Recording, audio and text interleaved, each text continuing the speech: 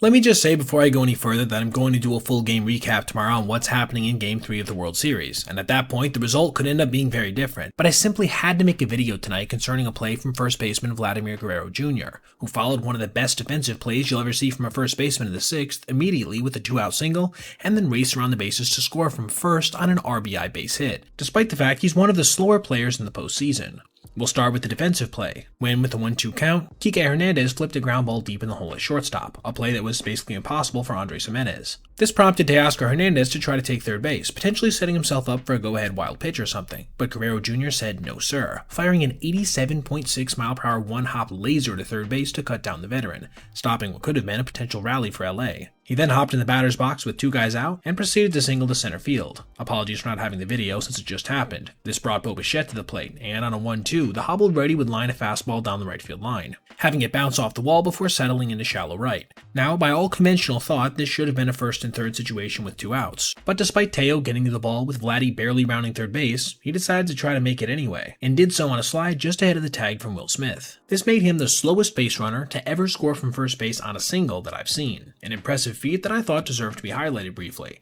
I will say, as I was recording this, Shohei launched a game-tying homer, so rest assured tomorrow's video will be a doozy, but I did just want to take the time tonight to point out the impressive play of Vladdy Jr., who had one of the grittier half innings I've seen in a World Series game in a minute.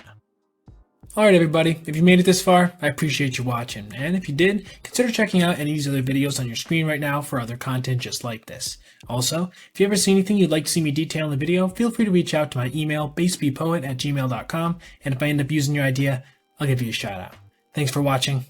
have a great rest of your day.